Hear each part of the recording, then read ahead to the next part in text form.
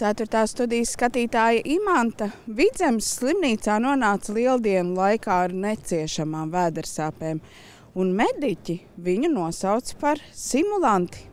Ar Imantu tiekamies Valmierā. Jaunieti jūtas labi, vairs nekas nesāp, tomēr tas, kā izvērties ceļš līdz operāciju galdam Vidzemes slimnīcā, liek uzdot daudz nērtu jautājumu par ārstniecības personāla attieksmi pret pacientu. Un šis nepavisam nebūs stāsts par pārspīlētu cilvēku uztveri sāpju dēļ.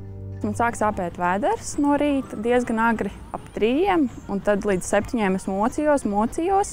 Un tad tomēr izlēmu, ka es pat varu aizbraukt uz slimnīcu, ka tomēr es braukšu uz slimnīcu pati, paskatīsimies tur izmeklējumos, kas tur ir, vai asinsaiņa ir laba, vai viss ir kārtībā.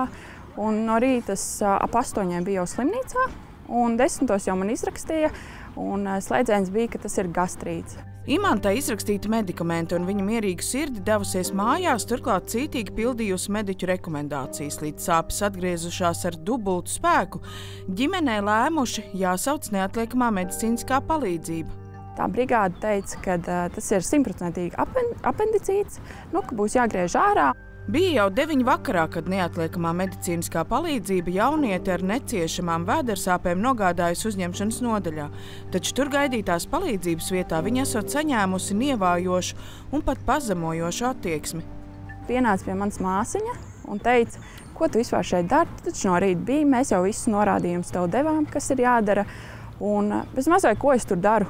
Es saku, ka man sāp, un man sāk vilkt arī uz lejas daļu, ka tiešām tās sāpes ir neizturams, kad es dzeru tās zāles, un kad nepalīdz, ir kaut kas cits jādomā.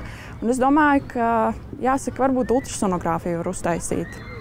Un tad uz to viņi man atteica, ka svētkos ultrasonogrāfiju nevar uztaisīt, ka tikai otrdien būs pieejama tā kā pēc svētkiem. Mediķi pacientē likusi nojaust, ka arī sāpēm tomēr ir jārespektē svētku dienas. Tikmēr sāpes pastiprinājušās un pazemojumi arī. Imanta vairs neesot spējusi valdīt asaras. Gaidot visus rezultātus, es klausos, kā vienkārši mani aprunā aiz muguras, ka esmu simulante, kad man nekas nekaiš, kāpēc cilvēks vispār svētkos brauc uz slimnīcu. Un tad jūs varat aprunāt šādi draudzenes, ja jums tur ir draudzenes, bet nevis pacientu, kurš ir ieradies pēc palīdzības un kuram tiešām sāp nenormāli vēders. Tikmēr pie manis bija atnācis ķirurgs, paspaidījis vēderu un sapratis, ka tā varētu būt aklā zarna, un pēc pāris minūtēm ar ultrasonogrāfiju ieradās arī ķirurgs. Un pēkšņi tā ultrasonogrāfija bija tomēr atrasta. Operācija bijusi veiksmīgāka kā komunikācija uzņemšanas nodaļā.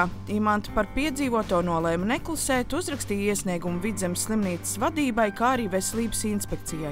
Turklāt savu stāstu izstāstīja platformā Facebook, kur guva arī lasītāju apstiprinājumu. Šajā uzņemšanas nodaļā strādā atsevišķi mediķi, kuri ar pacientiem komunicēt neprot. Man gadījās neplānoti tur pabūt ar laustu roku.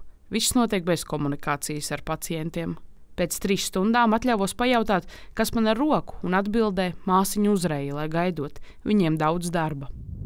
Jā, vājākais punkts ir tiešām uzņemšanas nodaļa, it sevišķi nakts stundās, sākot no 9 vakarā. Nakts stundās pacienti tiek pazemoti un nolikti. Ja man jāuzklausa, cik esmu slikts cilvēks, cik esmu slikta māte, tad atvainojiet, tam cilvēkam ārstam nav vietas medicīnas nozarē.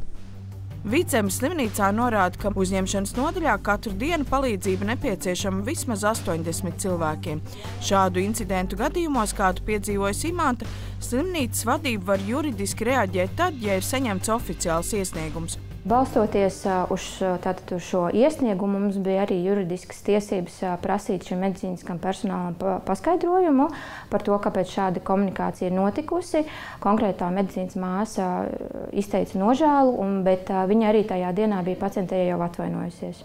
Noņemot asinis, viņa man pateica, mēs jau domājam, ka tu simulē, bet tomēr tev taisīs operāciju. Jāņem vērā noteikti, kad uzņemšanā strādā ļoti pastiprināti režīmā. Viņi apkalpo ļoti lielu pacientu skaitu, bet, protams, tas nav attaisnojums tam, kad citreiz komunikācija kāda iemesla dēļ neveicās un sanāk tāda varbūt kā nevajadzētu. Veselības inspekcijā 4. studijai norāda, ka pērn par veselības aprūpes kvalitāti izskatīti 574 iesniegumi. No No tiem 138 sūdzības bijušas par pacientu tiesību aizskārumu, par laipnas un cieņpilnas attieksmes trūkumu saņemtas 57 sūdzības. Pacienta tiesību aizskārums konstatēts 25 no tām. Pārsvarā gadījumos mediķi viņi neskaidro tos iemeslus, kāpēc tā ir bijis. Ja? Ir kaut kādi gadījumi, kur tiešām pārunājot ar ārstniecības personām. Ārstniecības iestāde mums atbild, kad viņi piekrīt, ka tā komunikācija nav bijusi atbilstoša, bet ar ārstniecības personām attiecīgi tiek runāts, strādāts, atgādināts. Par komunikācijas problēmām Vidzemes slimnīcā Veselības inspekcijā pērn saņemts viens iesniegums. Pat labam tiek izskatīta arī mūsu skatītājas Imantas sūdzība. Inspekcijā uzsver, ka komunikācija un cieņpilna attieksme pret pacientu ir būtisks mediķa profesionalitātes rādītājs. Ja mēs runājam tieši par pacientu tiesībām, un komunikāciju, tad faktiski ir diezgan grūti pierādīt, jo ir vārds pret vārdu, un mēs nevaram pierādīt, kurā pusē ir šī taisnība. Līdz ar to mēs tiešām veicam, varētu teikt, audzinošu darbu slimnīcās, runājam ar slimnīcu vadību. Ārstniecības iestādēm ir jāsaprot, ka nav pieļaujams atkāpes no pacienta tiesību ievērošanas. Un arī šajā gadījumā, saņemot slimnīcas skaidrojumu, lai vai ko slimnīca būs skaidrojusi, mēs tāpat slimnīcai uzdosim iesaistīties situācijas risināšanā un rast iespēju uzaicināt pacientu un izrunāt situāciju, izrunāt notikušo. Ikvienam cilvēkam, kurš ir nonācis medicīnas iestādē, ir tiesības saņemt kvalitatīvu ārstēšanu, informāciju par tās gaitu, cieņpilnu attieksmi, kā arī radinieku līdzdalību. Ja tas netiek ievērots, jāraksta iesniegums medicīnas iestādes vadībai. Ja jautājums netiek risināts, ar iesniegumu jāvēršas arī Veselības inspekcijā. Inese Supe, Igors Stāts, 4. studija.